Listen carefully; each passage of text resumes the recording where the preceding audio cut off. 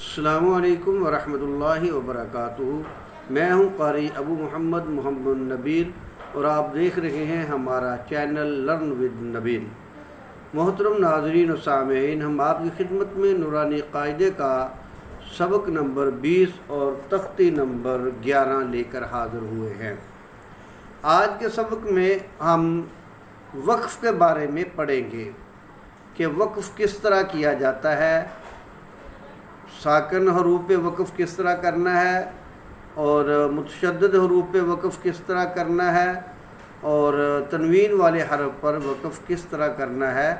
اور یہ آج کے اس سبق میں انشاءاللہ العزیز ہم پڑھیں گے۔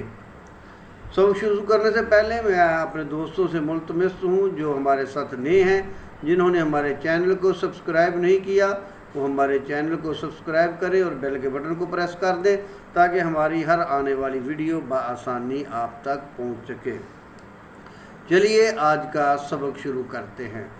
اعوذ باللہ من الشیطان الرجیم، بسم اللہ الرحمن الرحیم۔ تختی نمبر 11 جو کہ مشق ہے وقف کے بارے میں، سکون کے بارے میں، کہ کس طرح وقف کیا جاتا ہے اور کہ کب وقف کرنا ہے، اور جب وقف کرنا ہے تو متحرک حروف کو کس طرح ساکن کرنا ہے، تنوین والے حروف پہ وقف کس طرح کرنا ہے اور ساکن حروف پہ وقف کس طرح کرنا ہے۔ آج انشاءاللہ العزیز اس کے بارے میں ہم پڑھیں گے۔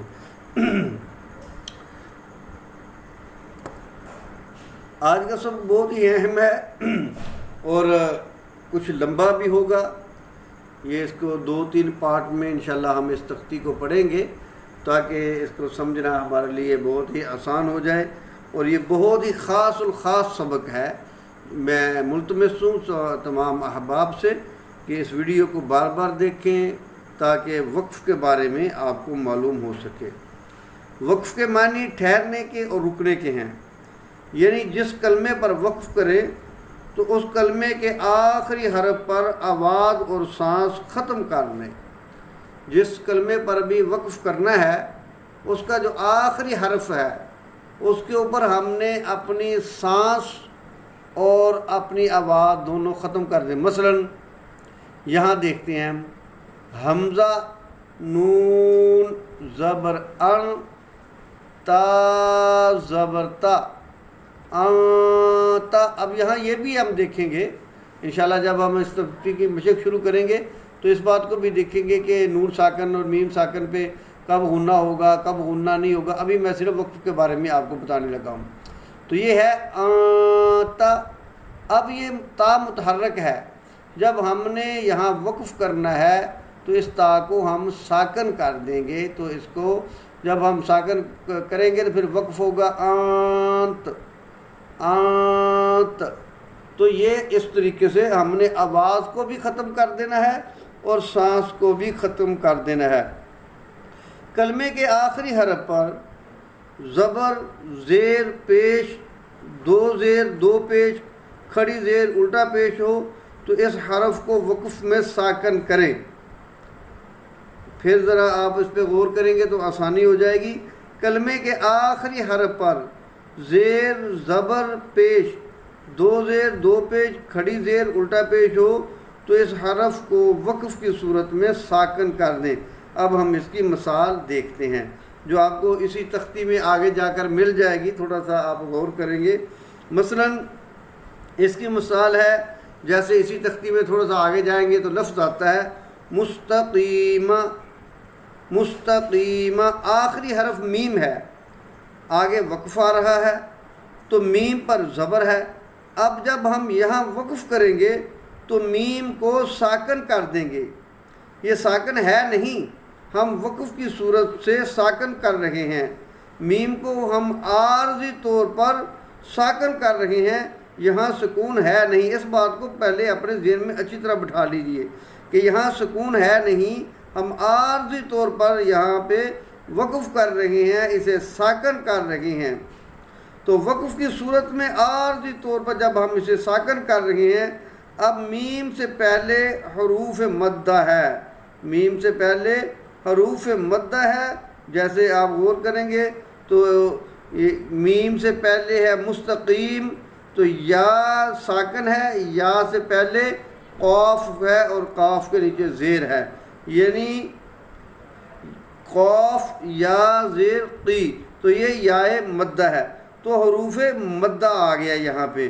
تو میم سے پہلے حروف مدہ ہے، اور قاعدہ یہی ہے کہ حروف مدہ کے بعد جب عارضی سکون ہو، جیسا کہ ہم نے وقف کی وجہ سے یہاں اسے ساکن کیا، عارضی سکون ہو تو وہاں جو مد پیدا ہوگی وہ ہوگی مد عارض۔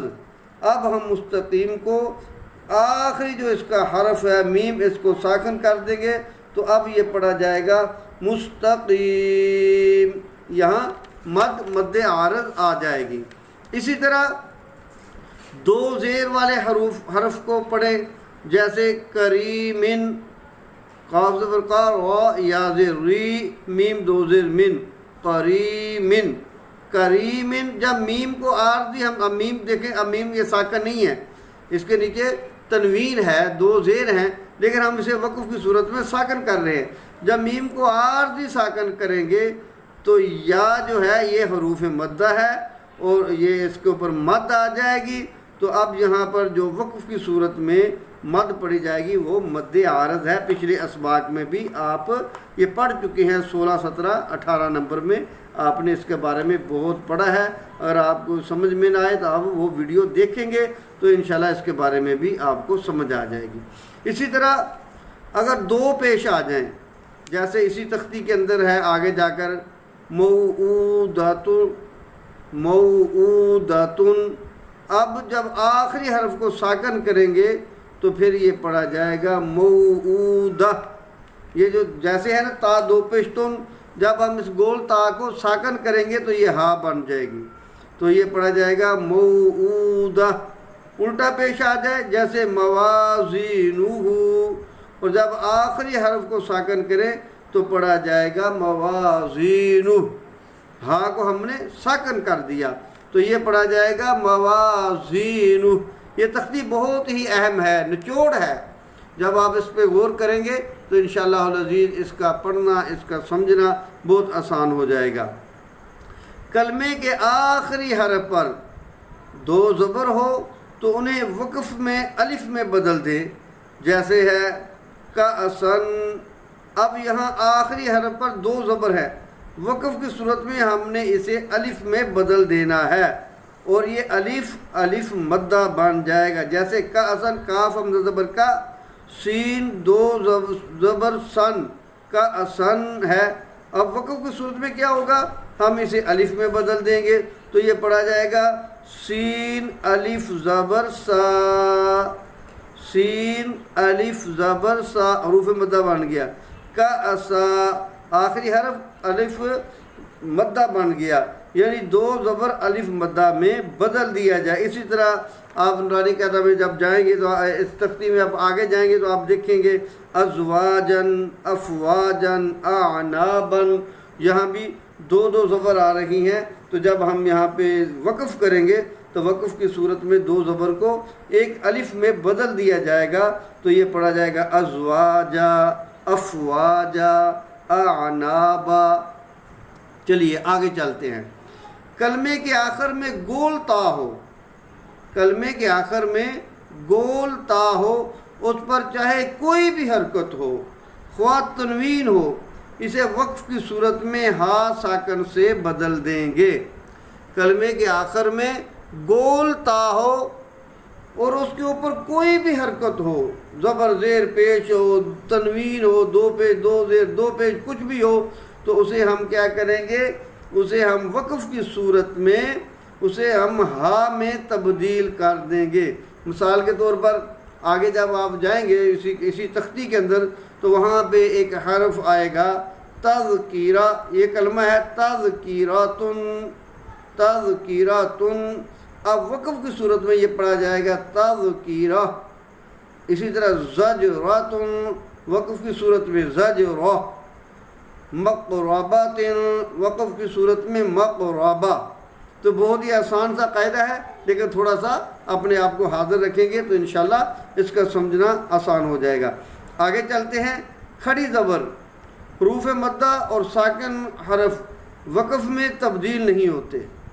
کھڑی زبر یعنی کہ کھڑی زبر جو کھڑی حرکات ہیں، کھڑی زبر، حروف مدہ اور ساکن حرف وقف میں تبدیل نہیں ہوتے، جیسے ہے تجلا، تا زبر تا، جیم لام زبر جل، لام کھڑی زبر لا۔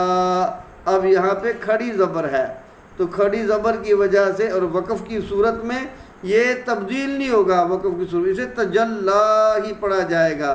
اسی طرح تزکا، وقف کی صورت میں تزکا، تولا، وقف کی صورت میں بھی تولا، یعنی کھڑی زبر جو ہے وہ تبدیل نہیں ہوگی، وہ اسی طرح پڑھی جائے گی۔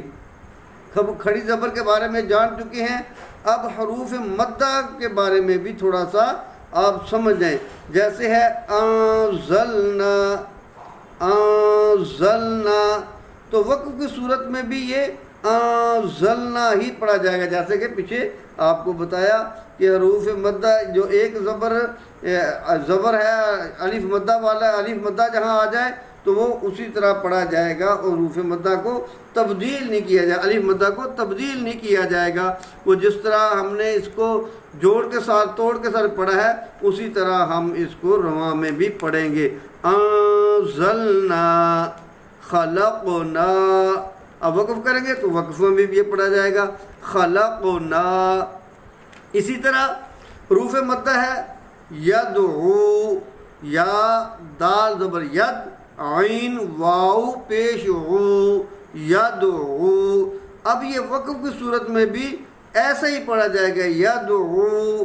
یہاں وقف کریں گے، اب واو پہلے ہی ساکنہ ہے تو یہ حروف مدہ ہے، تو یہاں وقف میں بھی یہ یدعو ہی پڑھا جائے گا، یعنی حروف مدہ وقف کی صورت میں بھی وہ تبدیل نہیں ہوں گے۔ تجری، وقف کی صورت میں بھی تجری پڑھا جائے گا۔ اب قاعدہ یہ ہے کہ کھڑی زبر، حروف مدہ اور ساکن حرف وقف میں تبدیل نہیں ہوتے، ساکن حرف بھی تبدیل نہیں ہوتا اور کھڑی زبر، حروف مدہ یہ تبدیل نہیں ہوتے۔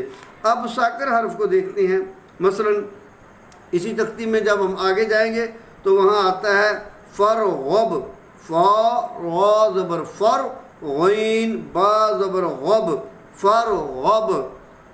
وقف جب کریں گے تو وقف میں بھی یہ پڑھا جائے گا فرغب۔ اسی طرح لفظ ہے فانصب، فا نون زبر فن، صاد با زبر صب، فانصب۔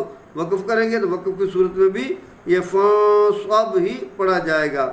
اور آگے چلتے ہیں۔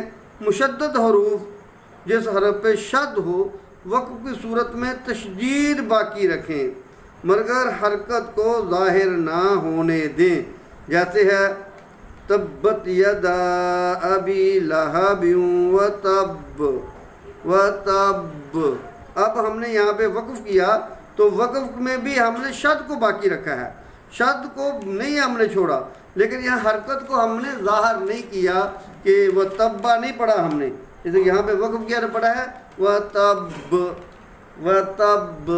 آگے ہے نون قطنی، نون قطنی، تنوین کے بعد حمزہ وصلی آ جائے تو وصل میں حمزہ وصلی جو ہے اس کو پھر گرا دیتے ہیں۔ تنوین کے بعد حمزہ وصلی آ جائے تو اس کو گراتے ہوئے تنوین کے نون ساکن کو زیر دے کر ایک چھوٹا سا نون لکھ دیا جاتا ہے جسے نون قطنی کہتے ہیں۔ دراصل یہ تنوین ہے، اصل میں اس کے اندر ایک نون چھپا ہوتا ہے۔ آپ اگر دیکھیں نا، مثلا تو دو پیش تن، اب تو دو پیش تن ہے، اور اگر ہم اس کو دوسری طریقے سے پڑھیں گے تا نون پیش تن، تو اس کے اندر تنوین کے اندر ایک نون چھپا ہوتا ہے، اور جب حمزہ وصلی آ جائے، حمزہ وصلی آ جائے گا تو پھر ہم کیا کریں گے، اس تنوین کے نون کو ہم زیر دے دیں گے، اس کے نیچے زیر ڈال دیں گے تو وہاں جو نون ہوگا وہ نون قطنی بن جائے گا۔ تنوین اصل میں جیسا کہ میں نے پہلے عرض کیا ہے، تنوین اصل میں ہے ہی ایک، اس کے اندر ایک نون چھپا ہوا ہے، نون ساکن ہوتا ہے، تو تنوین کے اندر جو نون چھپا ہوا ہے اس کے نیچے ہم ایک زیر دیں گے، اور اس انداز سے اسے جیسے ہے قدیر، وقف ہے، آگے ہے الذی، قدیر آگے کیا ہے الذی، اسی تختی میں بھی انشاءاللہ آپ کو یہ پڑھنے کو ملے گا۔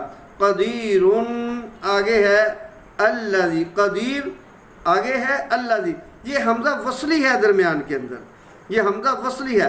جب ہم وقف کریں گے، وقف کی صورت میں پھر یہ پڑھا جائے گا قدیر الذی، یہ تنوین کا اندر جو ایک نون چھپا ہوا ہے اسے ہم تنوین سے باہر نکال کر اس کے الذی کے نیچے یا را کے نیچے لکھیں گے اور اس کے نیچے زیر لکھ دیں گے تو یہ پڑھا جائے گا قدیر الذی، قدیر الذی۔ اب الذی کو پڑھنے کے لیے ہم علی پر زبر لگا کر حمزہ لگایا، حمزہ کیوں لگایا؟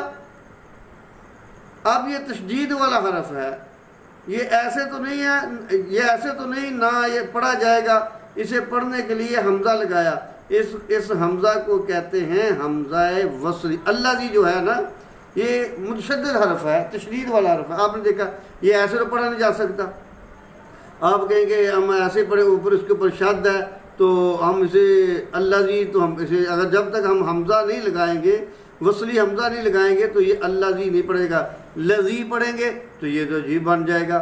تو اس کے اندر ہم نے حمزہ لگا دیا، وصلی حمزہ، اس کے اوپر ہم نے زبر لگا دی، تو اس حمزہ کو کہتے ہیں حمزہ وصلی، جو وصل میں ملا کر پڑھنے کی صورت میں گر جاتا ہے، ختم ہو جاتا ہے۔ اگر ہم ملا کر پڑھیں گے تو یہ گر جائے گا، ختم ہو جائے گا، جیسا کہ ابھی میں نے عرض کیا تھا قدیر الذی، قدیر الذی، یا آگے سورہ اخلاص میں دیکھ لو قل هو اللہ احد، آگے ہے اللہ الصمد، مشدد حرف ہے، مشدد حرف ہے اللہ الصمد۔